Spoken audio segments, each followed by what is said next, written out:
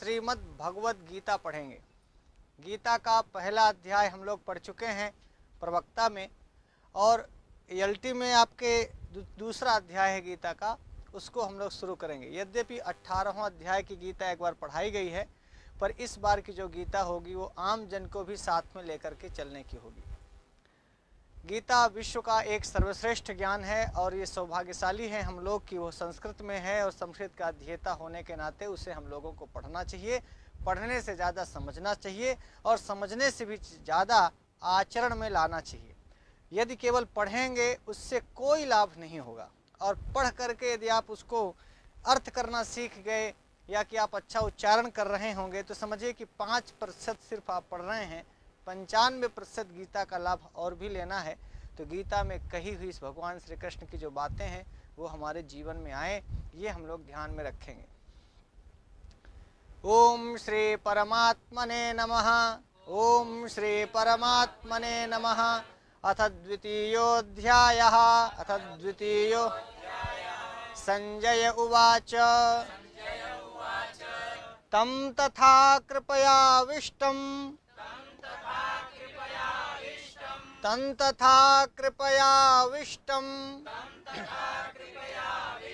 अश्रुपूर्णाकुलेक्षणम्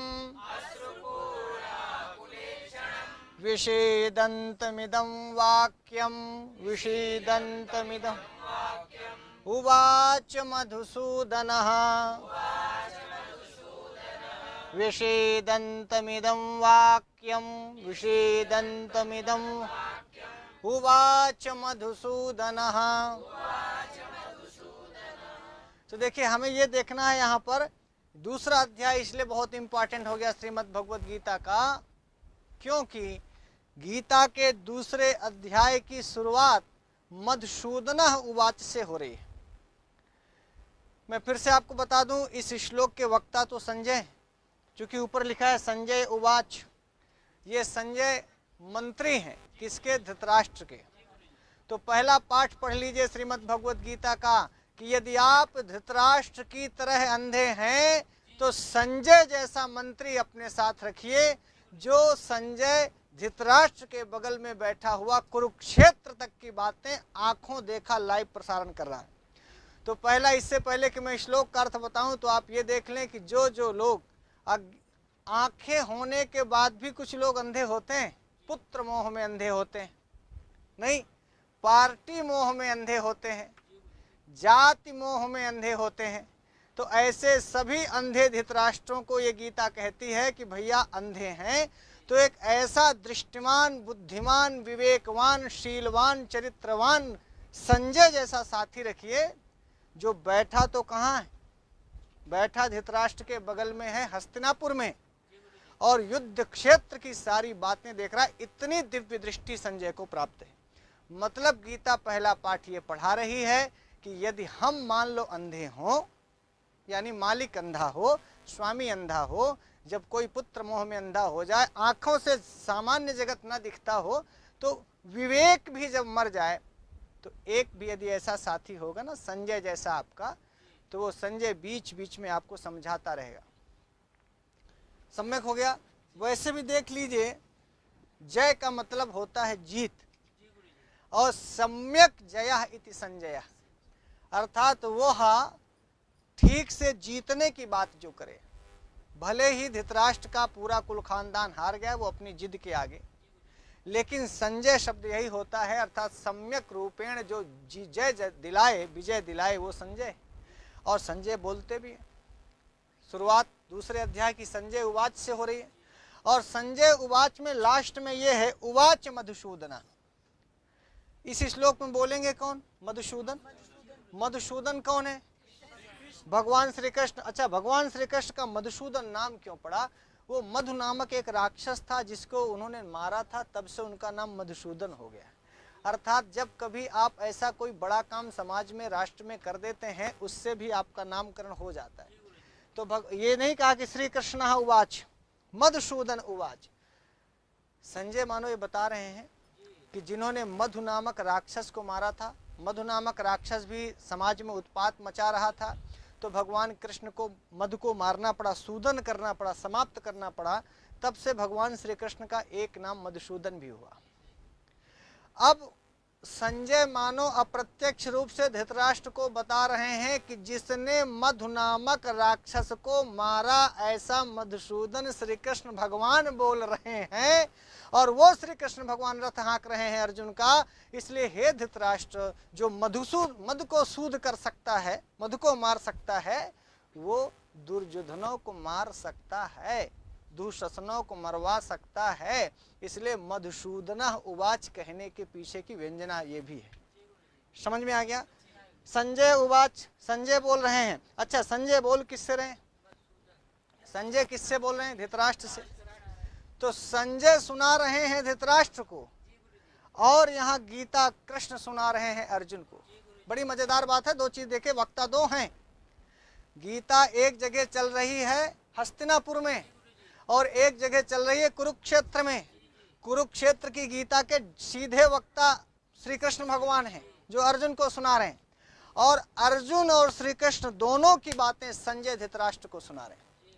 अर्थात जो निपट अंधे हों उनको भी सुनाने वाला कोई दिव्य दृष्टि वाला संजय, अर्थात गीता धृतराष्ट्र जैसे अंधों के लिए ही है। और ये बड़ी मजेदार बात मुझे लगती है। ये यहाँ लिखा है, जब मैं अपने बाबा से, अपने गुरुजनों से पढ़ता था, तो वो गुरुजन यही बताते थे कि देखिए मधुसूदन उवाच कहा, इसका ये कॉन्सेप्ट हो सकता है। अच्छा, मधुसूदन उवाच कह करके संजय ने सबको समझा दिया कि मधुसूदन बोल रहे हैं भैया। अब दूसरी और बड़ी बात इसमें क्या है, उन्होंने कहा इदम वाक्यम उवाच, मधुसूदनः इदम वाक्यम उवाच। मधुसूदन यह बात बोले, मधुसूदन यह बात। तो वाक्यम का एक विशेषण दिया, इदम वाक्यम। अब ये इदम शब्द कह करके वाक्य में जोर दे रहे हैं कि देखो इदम वाक्यम, थोड़ा वाक्य, क्या वाक्य बोलेंगे जो आगे भगवान कृष्ण बोलेंगे, वो वाक्य इदम इस सर्वनाम पद से, जैसे इतना भी कह सकते हैं विषीदंतम वाक्यम उवाच। इदम कहने के पीछे मतलब वाक्य में जोर देना है, वाक्य में गंभीरता है। भगवान कृष्ण जो आगे बोलने वाले हैं बड़ा गंभीर वचन बोलने वाले हैं, इसलिए उन्होंने कहा इदम वाक्यम मधुसूदनः उवाच, इदम वाक्यम मधुसूदनः, यह वाक्य मधुसूदन बोले। तो किसी ने पूछा, मान लीजिए यहाँ जैसे बैठे हैं लोग, आप पूछें कि सर मधुसूदन किससे बोले? मधुसूदन तो संजय से नहीं बोले ना, तो मधुसूदन धृतराष्ट्र से बोलने गए, धृतराष्ट्र और संजय तो वहाँ है ही नहीं। मौके पर रथ हाँक रहे हैं, सारथी भगवान कृष्ण है और रथी अर्जुन है। जिसका आप रथ हाँक रहे हैं, ध्यान रखना भगवान कृष्ण अपनी जिम्मेदारी निभा रहे हैं, जिसका आप रथ हाँक रहे हैं वो भयानक से भयानक परिस्थिति में फंस जाए तो भी उसको आपको वहां से उबारना है। अर्जुन गांडीव रख चुके हैं, अर्जुन कांप रहे हैं। पहला अध्याय पढ़िएगा, अर्जुन धनुष बाण रख करके बैठ गए हैं रथ में, बोले कि महाराज हम लड़ तो नहीं पाएंगे, हम भीष्म पितामह के ऊपर, द्रोणाचार्य के ऊपर, अपने भाइयों के ऊपर, अपने शकुनी मामा के ऊपर भला बाण कैसे छोड़ सकता हूँ, मुझे राज्य मिले ना मिले मैं ये नहीं कर सकता। पहला अध्याय पढ़िएगा तो आपको ये दूसरे अध्याय का पहला श्लोक समझ में आएगा। अब उन्होंने ये कहा कि भाई साहब हम यह नहीं कर सकते, अर्थात भयानक बीमार हैं। कौन? अर्जुन। और व्यक्ति बीमार सिर्फ शरीर से नहीं होता, शरीर से ज़्यादा बीमार आदमी मन से होता है, शरीर से ज़्यादा बीमार आदमी दिल से होता है। मैं उनसे कहूँ जो लोग थोड़े से प्यार में बेवफाई की वजह से, साहब भैया ध्यान से सुनिएगा, जमुना जी के पुल से कूद सकते हैं, आप बताइए क्या 104 डिग्री बुखार था इसलिए मर गए? ना, 104 डिग्री बुखार का तो डॉक्टर इलाज कर देता, पर जो उनके दिल में चोट लगी थी या जिस बात से वो आहत हुए थे, वो उनका मन आहत हुआ था, दिल आहत हुआ था, दिमाग आहत हुआ था। तो जब भीतर से व्यक्ति आहत होता है तो उसे किसी को मारना नहीं पड़ता। जैसे मान लीजिए कोई आग लगा के मर गया, तो किसी ने आग लगाने के लिए उकसाया, आप समझ पा रहे हैं, कोई फांसी लगा लेता है, कोई जहर खा लेता है। क्यों? जब वो मन से बीमार होते हैं। ध्यान रखना, गीता मन से बीमार लोगों का इलाज करती है। गीता जिसका दिल दिमाग मन सुस्थिर नहीं है उनका इलाज करती है। इसलिए गीता पढ़ना चाहिए। सारी दुनिया कहती है विश्व का सर्वोत्कृष्ट ज्ञान गीता। क्यों? इसीलिए कि हो सकता है मेडिकली हम बहुत समृद्ध हो गए हों, लेकिन मेंटली बहुत डाउन होते जा रहे हैं।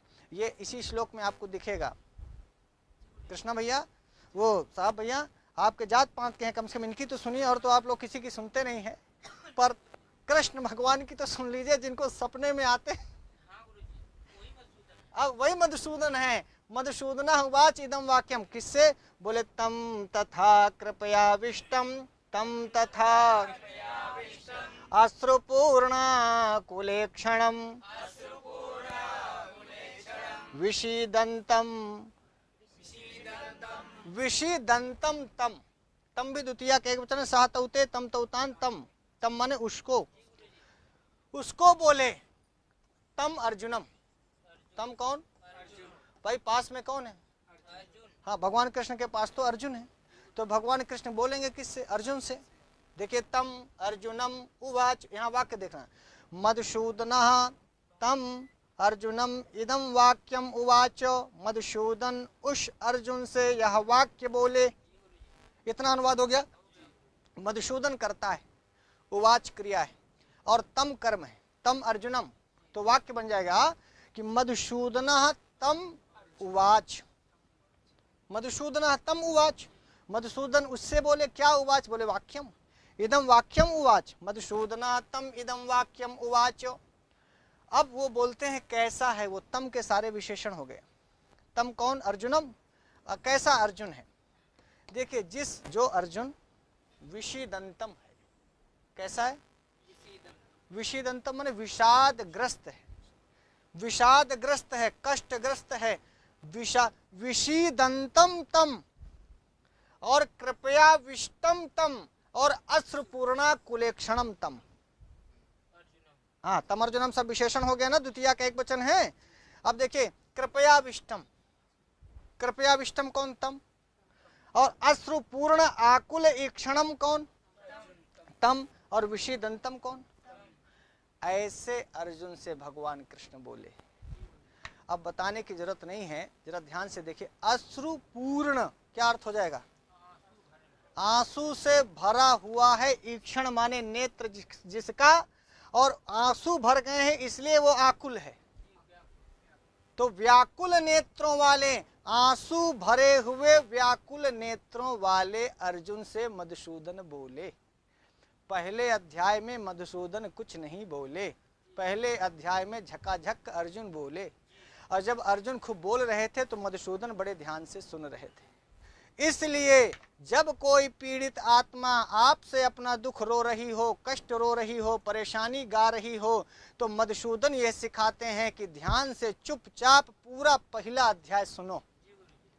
जो आदमी गीता का पहले अध्याय में देखिए भगवान कृष्ण कुछ नहीं बोले, दूसरे अध्याय में शुरुआत कर रहे हैं, तो पहला अध्याय कौन बोला? पहला अध्याय पूरा अर्जुन बोले, और अर्जुन सिर्फ अपना कष्ट बोल रहे हैं। उपाध्याय सुने हो, सिर्फ अपना कष्ट बोल रहे हैं, मुझे ये दिक्कत है, मुझे ये दिक्कत है, मेरा हाथ कांप रहा है, मेरा शरीर कांप रहा है, मेरा मन ठीक नहीं है, मेरा गांडीव संसते हस्ता त्वक्चैव परिदह्यते। श्लोक खोल लेना पहले अध्याय का। इतनी भयानक बीमारी, कांप रहे। और वो वही अर्जुन जिस अर्जुन के नाम लेने पर लोग कांपते थे, जिस अर्जुन का नाम सुनकर बड़े बड़े वीर कांपते थे, और इस युद्ध क्षेत्र में आज वो अर्जुन कांप रहा है। अब कांप तो रहा है, गांडीव हाथ से गिर गया, लड़ना गांडीव से है, गांडीव गिर गया। बोलिए, सब कुछ सुना भगवान कृष्ण ने, तो आपको एक पाठ पढ़ा दिया भगवान श्री कृष्ण ने कि जब भी कोई आपसे अपना कष्ट बोले तो शांत चित्त होकर के पहले अच्छे से सुनो। जब तक आप किसी को अच्छे से सुनोगे नहीं, तब तक उसको आप अच्छे से बता नहीं सकते। भगवान कृष्ण ने पूरी पहली अध्याय की गीता बड़े तन मन से सुना, ध्यान से सुना। अब दूसरे अध्याय के पहले श्लोक में तब लिखा मधुसूदन उवाच। जब तक मधुसूदन बोले तब तक अर्जुन इतने, इस अनुष्टुप के 8 अक्षर वाले श्लोक में ही देख लीजिए कैसी स्थिति हो गई इससे अर्जुन की। अर्जुन कृपयाविष्टम हो चुका था, अश्रुपूर्णा कुलेक्षणम हो चुका था, विषीदंतम हो चुका था, ऐसे अर्जुन से बोले। अब आपको समझ में आ गया, करुणा से व्याप्त हो गया, कृपयाविष्टम, एकदम करुणा से भर गया था। जब आदमी करुणा से भर जाता है तभी आंखों में आंसू भर जाते हैं। जब पहले क्या भरती है, तो इसीलिए पहले क्या लिखा? कृपयाविष्टम। जब तक करुणा नहीं आएगी, दयालुता नहीं आएगी, मतलब अपने भीतर में कष्ट नहीं आएगा, पीड़ा नहीं आएगी, तब तक आंसू नहीं आएंगे। आज आपने देखा होगा प्रत्यक्ष, आंसू कब आया? हाँ, पहले करुणा आई। तो जब तक कृपयाविष्टम नहीं होगा तब तक अश्रु पूर्ण नहीं होंगे ईक्षण आपके। हाँ, अब देखिए, अश्रु पूर्ण आकुल ईक्षणम, व्याकुल भी हो गए। आंखों में जब आंसू भर जाते हैं तो व्यक्ति व्याकुल हो जाता है, उसकी आंखें जो हैं डबडबा जाती हैं, रोने लगता है, परेशान हो जाते हैं। हाँ, तो अब देखिए, कृपयाविष्टम पहले होगा, पहले कृपालुता से पहले वो क्या होगा, करुणा से भरेंगे, करुणा से व्याप्त। करुणा किस बात की, भाई हमें अपने गुरुदेव के ऊपर बाण छोड़ना पड़ेगा, भीष्म पितामह को मारना होगा, हमें दुशासन दुर्योधन इत्यादि की हत्या करनी होगी, हमें शकुनी मामा जो मेरे मामा जी हैं उनको मारना होगा, इस तरह की करुणा व्याप्त हुई। और ये सोच करके अश्रुपूर्ण आकुल ईक्षणम अर्जुनम, भगवान कृष्ण तब तक नहीं बोले जब तक अर्जुनवा रोंवे नहीं लागा। करुणा से व्याप्त हो गए, आंखों में आंसू भर गए, और फिर लिखा विषीदंतम, शोक युक्त हो गए, विषादग्रस्त हो गए, विषादग्रस्त। अब यदि अब भगवान नहीं बोलते तो ये कोमा में चले जाते, हार्ट अटैक हो जाता है, कोमा में चले जाते, परेशान हो जाते, बेकार हो जाते। और यदि पांडवों की ओर से अर्जुन सरेंडर कर देते तो युद्ध का रिजल्ट पहले ही दिन आ जाता, कौरव जीत जाते, और अर्जुन के माथे इनको लड़ाई लड़नी थी। तो अर्जुन की ये स्थिति हो गई, इसीलिए भगवान को इदम वाक्यम मधुसूदन उवाच, इसलिए भगवान कृष्ण को बोलना पड़ा। तो मैं सभी अपने साथियों से कह दूं, यदि आप भी किसी के जीवन रूपी रथ को हाँक रहे हैं, या आप अपने घर के ड्राइविंग सीट पर बैठे हैं, सारथी बने हैं, आप अपने घर को आगे ले जा रहे हैं, या आप किसी की जिंदगी में अर्जुन इस तरह से एक तरह से उनका मालिक है, और अर्जुन का रथ हाँक रहे हैं भगवान श्री कृष्ण। भगवान श्री कृष्ण की रिस्पांसिबिलिटी है कि अब बोलें वो। यदि अब भी नहीं बोलते, भगवान कृष्ण चुप रहते, तो अब स्थिति भयावह हो जाती, अब गड़बड़ा जाता। वो तो सरेंडर हो ही गए थे, भगवान कृष्ण, अर्जुन बोल ही चुके थे कि मैं नहीं लड़ूंगा, और लड़ाई के मैदान में पहुंचकर आप बोले कि अब मैं नहीं लड़ूंगा। परीक्षा हाल में फार्म भरने के बाद आप वहां जाके बोले कि हम परीक्षा नहीं दे सकते, तब तो परीक्षा नहीं दे सकते, तो वैसे हार गए आप, रिजल्ट तो वैसे आ गया। तो ये कह रहे थे कि हम लड़ाई नहीं लड़ेंगे, तो रिजल्ट तो महाभारत के युद्ध 18 दिन चलवे नहीं करता, पहले दिन रिजल्ट आउट हो जाता। हो गया, ये रथ यदि लौटा करके चल देते घर की ओर तो हो इतने में हो गया, रिजल्ट फाइनल था। अब तब भगवान को बोलना पड़ा। अब भगवान बोलते हैं कि तम तथा, अर्जुन बता रहे, संजय बता रहे हैं धृतराष्ट्र से कि इस प्रकार की स्थिति हो गई अर्जुन की। अच्छा, पहला अध्याय धृतराष्ट्र को बहुत अच्छा लगा। धृतराष्ट्र को क्यों पहला अध्याय अच्छा लगा? सोचे बढ़िया है, यही वहाँ का सबसे सर्वश्रेष्ठ धनुर्धर है, यदि वहाँ यही हारी मान ले, बिल्कुल। इसीलिए धृतराष्ट्र को जब महाभारत आप देखिएगा बी.आर. चोपड़ा वाली, तो जब पहला अध्याय भगवान गीता का चला रहे थे, तो जब सीन धृतराष्ट्र का ले रहे थे तो बेचारा बहुत खुश हो रहा था, भीतर से प्रसन्न हो रहा था कि बहुत अच्छा है, अर्जुनवा भर चला जाए, इसके बाद तो युधिष्ठिर को हम लोग निपटा लेंगे। समझ गए? नकुल सहदेव वैसे निपट जाते। पूरी 90% सेना हार मान लेती उसी समय जिस समय गांडीवधारी अर्जुन हार मान लेते। इसीलिए देखिए, मैं आपको एक बात और बता दूं, ये जहां गीता का युद्ध चल रहा था, गीता का संवाद चल रहा था, तो भगवान कृष्ण अर्जुन का रथ पांडवों के सेना से बीच में ले गए थे, पता है?